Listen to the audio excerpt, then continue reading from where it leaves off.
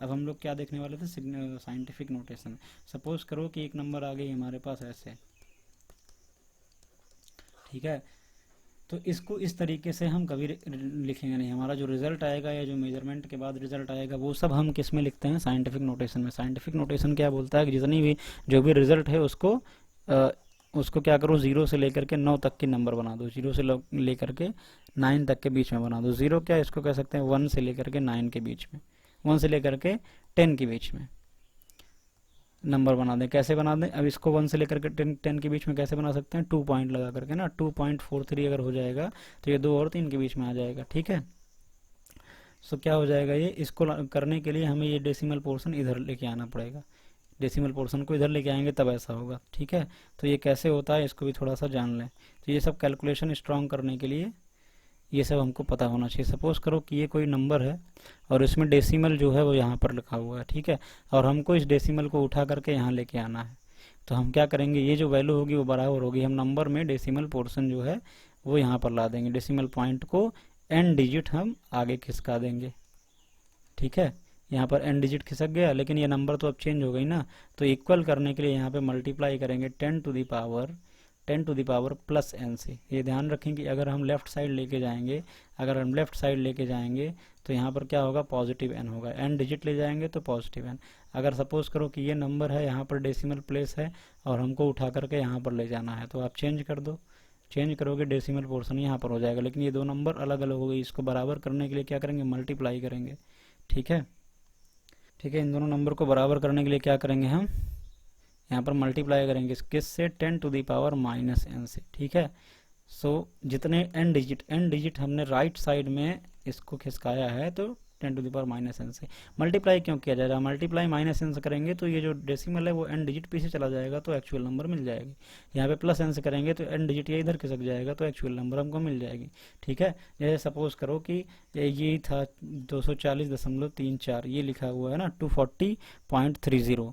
अब इसमें हमको क्या करना है कि इसको साइंटिफिक नोटेशन में लिखना है, यानी कि 1 से लेकर के 10 के बीच में नंबर को बनाना है। तो क्या करेंगे, हम इसको 2.4034 लिख देंगे। अब ये 2 और 3 के बीच में आ गई ना, लेकिन ये दोनों नंबर क्या इक्वल है, नहीं। इक्वल बनाने के लिए 10 टू द पावर कितने से, ये लेफ्ट साइड में ले गए हैं ना, लेफ्ट साइड में ले गए, इसका मतलब +2 से मल्टीप्लाई करेंगे। जब +2 से मल्टीप्लाई करेंगे तो ये 100 हो गया, 100 से मल्टीप्लाई करेंगे तो 2 दशमलव ऐसे फिर लग जाएगा ना, तो आंसर क्या आ जाएगा, 240.34। तो इसका मतलब हम इस तरीके से नंबर को रिप्रेजेंट कर सकते हैं। तो ये हो गया हमारा साइंटिफिक नोटेशन। और जब साइंटिफिक नोटेशन में कोई वैल्यू लिखी होती है तो केवल इतना ही पोर्शन हम देखते हैं सिग्निफिकेंट फिगर कैलकुलेट करने के लिए, ठीक है। सो ये सारी चीज़ें आपको ध्यान में रखनी है कि सिग्निफिकेंट फिगर्स को हम कैसे कैलकुलेट करते हैं। जैसे ये लिखा हुआ है 0.0054, ठीक है, इसको साइंटिफिक नोटेशन में लिखना है, तो क्या ये 1 से 10 के बीच में है, नहीं, 1 से 10 के बीच में नहीं है। 1 से 10 के बीच में बनाने के लिए क्या करेंगे, डेसिमल पोर्शन को हम इधर खिसकाएंगे, तो इसको खिसका दो, कितना हो जाएगा 5.4, ठीक है। तो कितने डिजिट हमने इसको ले गए इधर, हम ले गए 1 2 3 डिजिट, तो 10 टू द पावर कितने से, -3 से मल्टीप्लाई करेंगे, -3 से मल्टीप्लाई करोगे तभी तो इधर जाएगा, तभी तो एक्चुअल नंबर मिलेगी हमको, ठीक है। तो इसलिए -3 से मल्टीप्लाई कर देंगे। तो ये हो गया साइंटिफिक नोटेशन। अब यहीं पर ऑर्डर ऑफ मैग्नीट्यूड भी होता है, जरा उसको भी समझ लें। ऑर्डर ऑफ मैग्नीट्यूड, अगर यहाँ पर जो नंबर है वो 3.16 से छोटी है, 3.16 से छोटी है, तो जब छोटी नंबर होगी 3.16 से, तो ये जो इसका पावर है यही ऑर्डर ऑफ मैग्नीट्यूड हो जाएगा। और अगर नंबर 3.16 से ज़्यादा है तो ऑर्डर ऑफ मैग्नीट्यूड क्या होगा, -3, या जो यहाँ पर पावर होगी उसमें +1 कर देंगे, ठीक है, -2। तो इस तरीके से हम ऑर्डर ऑफ मैग्नीट्यूड की भी कैलकुलेशन कर लेते हैं, ठीक है। सो अभी तक हम लोगों ने क्या देखा, सिग्निफिकेंट फिगर्स कैसे हम कैलकुलेट करें किसी भी मेजरमेंट में, वो देखा, ठीक है। क्या क्या सिग्निफिकेंट फिगर होते हैं, सारे के सारे नॉन जीरो नंबर जितने होते हैं सिग्निफिकेंट होते हैं।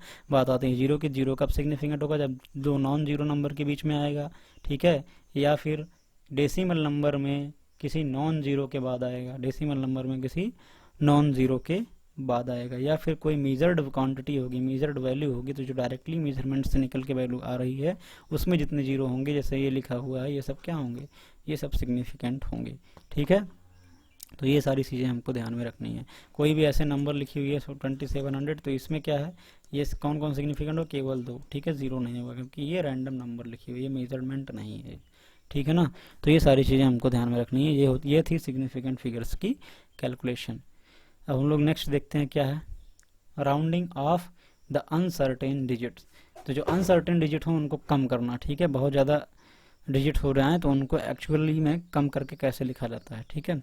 When we do the calculations using measured values, जब मेजर्ड वैल्यू से कैलकुलेशन करते हैं, द रिजल्ट में contain more than one uncertain digit. So हमें क्या करना पड़ता है, जब कैलकुलेशन के बाद जो रिजल्ट आता है उसमें से कभी कभी जो है डिजिट्स को कम करना पड़ता है, ठीक है।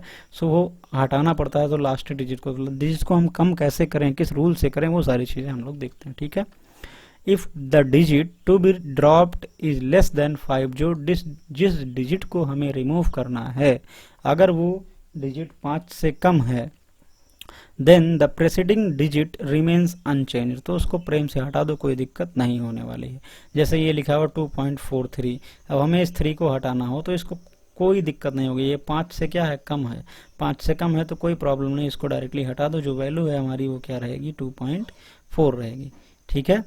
लेकिन अब हमें केवल देखना क्या है कि जो लास्ट वाला डिजिट जिसको हमको रिमूव करना है, ठीक है, जिसको हमको रिमूव करना है, केवल उस डिजिट को हम ध्यान में रखेंगे।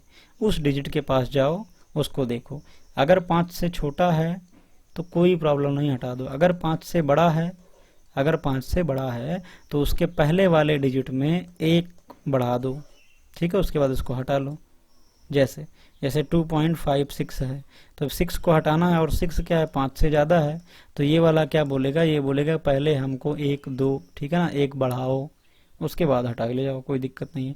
तो क्या होगा कि ये 2.5 की जगह पर 6 हो जाएगा, 2.5 की जगह पर 6 हो जाएगा, ठीक है। और एग्जाम्पल देखो, और एग्जाम्पल जैसे मान लो ये 2.77 लिखा हुआ है। अब इस 7 को हमें हटाना, ये 5 से ज़्यादा है, तो इसके पहले वाले डिजिट में सबसे पहले हम 1 इंक्रीज करेंगे, 1 बढ़ाएंगे, कितना हो जाएगा 2.8, और इसको अब हटा लेंगे। अब इसको लिखने की जरूरत नहीं है। अब यहाँ पे कितने डिजिट हो गए, 2, यहाँ पर कितने डिजिट थे, 3, तो ये लास्ट वाला रिमूव कर दिया हमने, है ना। तो रिमूव करने के लिए क्या करेंगे, लास्ट वाले डिजिट को देखेंगे, अगर 5 से कम है तो डायरेक्टली हटा देंगे, कोई चेंजिंग नहीं होगी, ठीक है। लेकिन अगर 5 से ज़्यादा है तो उसको हटा करके उसके पहले वाले में 1 बढ़ा देंगे। लेकिन अगर सोचो कि 5 हो, लास्ट वाला जो डिजिट है वो 5 हो, तब क्या हो गया, तब 2 केस हो गए, ठीक है। जैसे मान लो ये 235 और ये 245, लास्ट वाला डिजिट जिसको हटाना हो वो खुद ही 5 हो, तब उसके पहले वाले डिजिट को देखते हैं, ठीक है। अगर ऑड है तो +1 कर दो, अगर इवन है तो ऐसे छोड़ दो, ठीक है, अनचेंज रहने दो।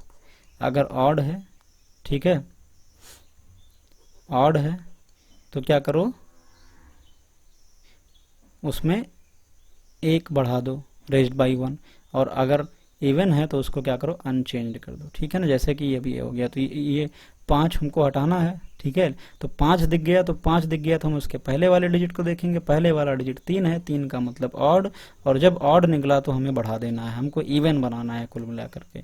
तो क्या हो गया 2.4, ठीक है। लेकिन अगर पहले से ही इवन है तो हम उसको कोई छेड़खानी नहीं करेंगे, क्या हो जाएगा 2.4, 5 को हटा देंगे, ठीक। तो ये बात मेरे ख्याल से समझ में आया। जैसे ये हो गया ना 4.650, अब इसमें अगर इस 5 को हमें हटाना हो, 0 तो कोई मतलब नहीं है ना, इसको हटा दो। तो 5 को अगर हटाना हो तब क्या करेंगे, हम 5 को हटाएंगे, लेकिन उसके पहले क्या है, इवन है तो वैसे ही छोड़ देंगे, ठीक है ना, 4.6 हो जाएगा। अब जैसे ये लिखा हुआ है 15.352, अब यहाँ से पहले 2 को हटाएंगे, कोई फर्क नहीं पड़ेगा, डायरेक्ट हट जाएगा। अब 5 को हटाने जाएंगे तो क्या होगा, उसके पहले वाले डिजिट को देखेंगे, ऑड है तो 1 बढ़ा दो, तो 15 पॉइंट क्या हो जाएगा 4, 15.4 हो जाएगा, ठीक है। तो ये इतना रूल्स था, कुछ खास रूल्स रेगुलेशंस नहीं थे।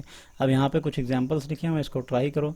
जैसे ये लिखा हुआ है, ठीक है, round off to significant figures, 2 significant figures तक राउंड ऑफ करो। तो पहले सिग्निफिकेंट फिगर देखो, इसमें कितने सिग्निफिकेंट फिगर हैं, इसमें 2 4 सिग्निफिकेंट फिगर हैं, ये दोनों कैलकुलेट नहीं होंगे, तो 4 हैं, हमें 2 करने हैं, तो 2 करने के लिए कितना करना पड़ेगा, 2 को हटाना पड़ेगा, तो 2 को हटाना पड़ेगा, तो लास्ट से हटेगा ना, पहले इस 7 को हटाने जाएंगे, ये 7 5 से ज़्यादा है तो उसके पहले वाले में 1 बढ़ाएंगे, तो क्या हो गया 0.0586, ठीक है। लेकिन अभी भी 3 सिग्निफिकेंट डिजिट है तो इसको भी हटाना पड़ेगा, ये भी 5 से ज़्यादा है तो इसके पहले वाले में 1 बढ़ा देंगे, तो आंसर क्या आएगा 0.059, तो ये हो गया आंसर, ठीक है। ऐसे इसमें देखो इसमें कितने हैं, 2 2 4 हैं, 4 हैं तो 2 डिजिट हटाने हैं, 7 हटाएंगे, 7 क्या है 5 से ज़्यादा, तो ये वाला बढ़ जाएगा, ये कितना हो जाएगा 0.0584, ठीक है। अब इस 4 को हटाने के लिए जाएंगे, अब 4 क्या है 5 से कम है, तो इसके पहले वाले में कोई चेंजिंग नहीं होगी, यानी कि आंसर क्या आएगा 0.058, ठीक है ना, 0.058। अब यहाँ पे देखो इसमें, तो इसमें क्या सिग्निफिकेंट फिगर केवल इसमें कैलकुलेट करते हैं हम, कितना है 5.07, तो इसमें 3 सिग्निफिकेंट डिजिट हैं, 3 है, कितना रखना है हमको 2 रखने हैं, 2 रखने हैं, इसका मतलब 1 हटाना पड़ेगा, तो 7 को हटाना पड़ेगा, 7 5 से ज़्यादा है तो उसके पहले वाले में 1 बढ़ा देंगे, तो 0 में जब 1 बढ़ाएंगे तो ये 1 हो जाएगा, यानी कि 5.1, कितना हो जाएगा 5.1 इंटू 10⁶।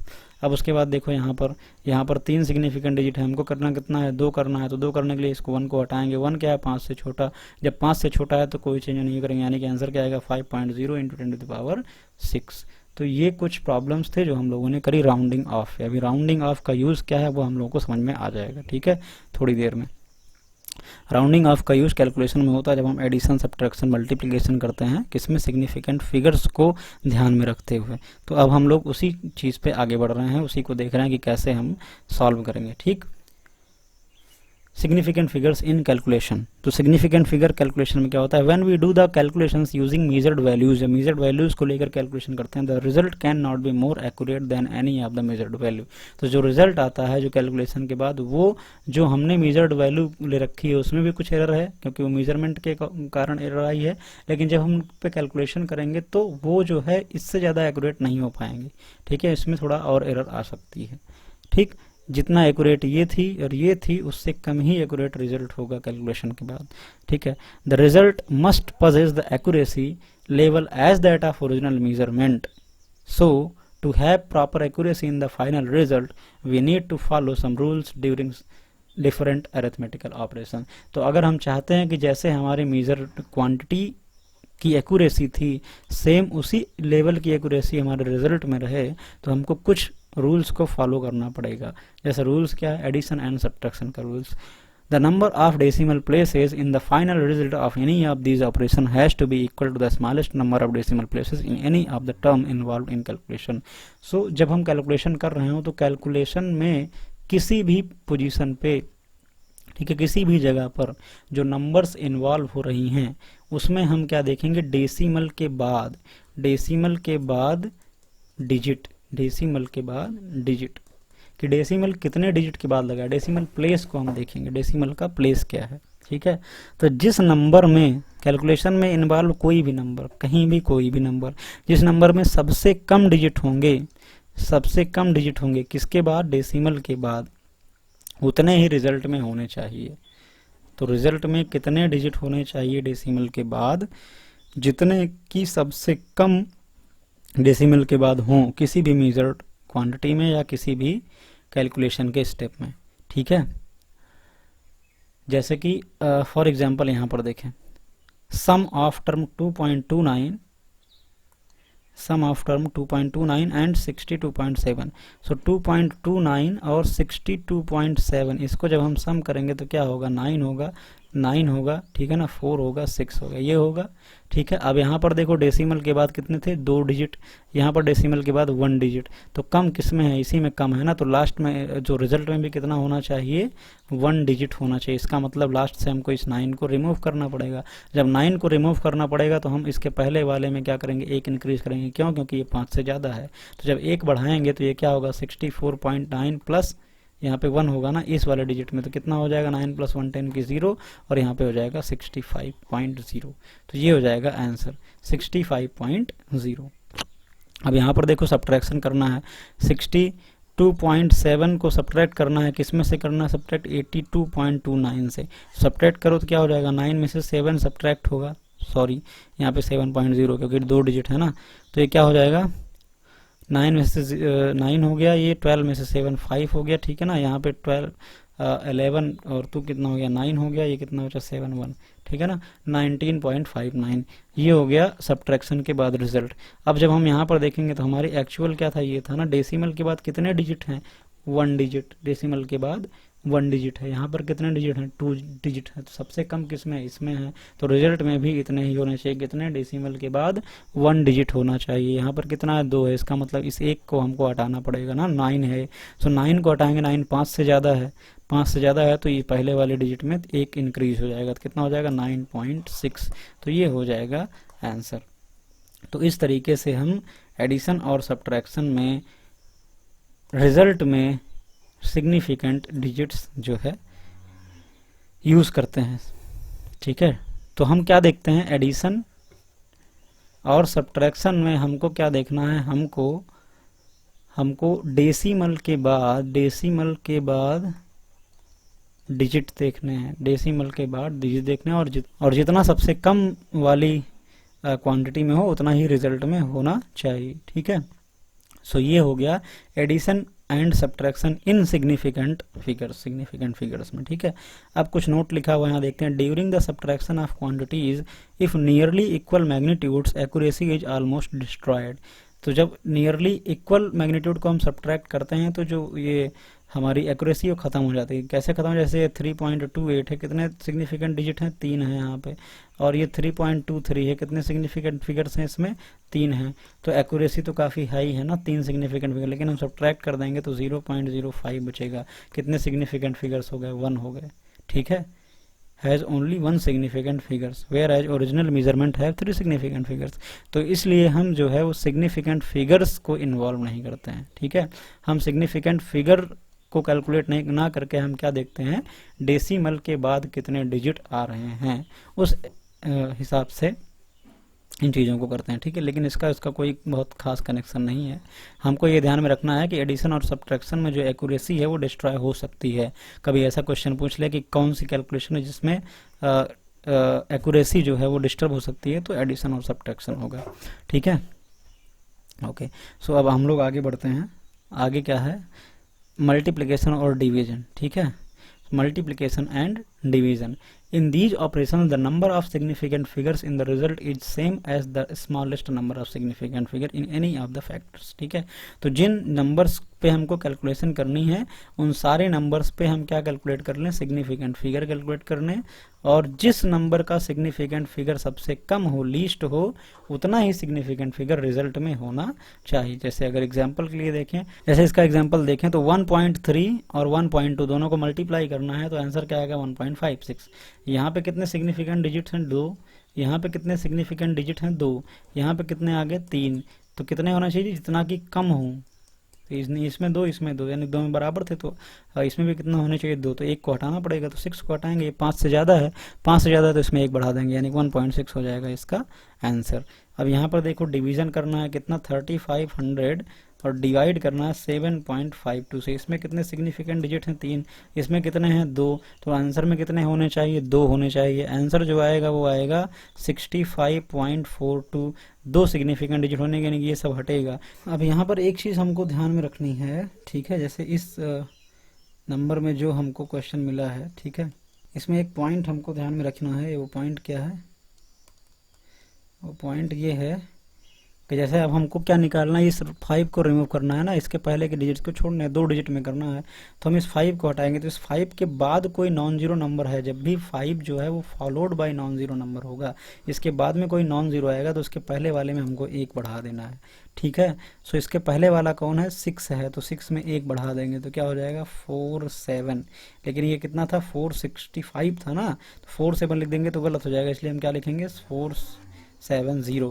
क्योंकि इस तरीके से जब हम नंबर को लिखेंगे तो सिग्निफिकेंट केवल 4 और 7 रह जाएगा ना, मेजरमेंट की मेजर्ड वैल्यू पर भी कोई बहुत ज़्यादा चेंजिंग नहीं होनी चाहिए, ठीक है। अभी ये 465 नंबर है और हम इसको हम 46 लिख दें तब भी तो गड़बड़ ही है ना, ठीक है। ये 3 डिजिट नंबर, ये 2 डिजिट नंबर हो जाएगी, गड़बड़ हो जाएगा ना, इसलिए क्या करेंगे, हम इसको क्या लिखेंगे, 470 लिखेंगे। तो ये याद रखना कि अगर 5 को हटाना हो, 5 किसी नॉन जीरो नंबर से फॉलो, 5 के बाद कोई नॉन जीरो नंबर भी हो तो 5 के पहले वाली जो नंबर होगी उसमें 1 बढ़ा देंगे हम, ठीक है। इस चीज़ को हमेशा ध्यान में रखेंगे। अब यहाँ पर कुछ प्रॉब्लम्स दे रखी हैं, उसको करते हैं, ठीक है।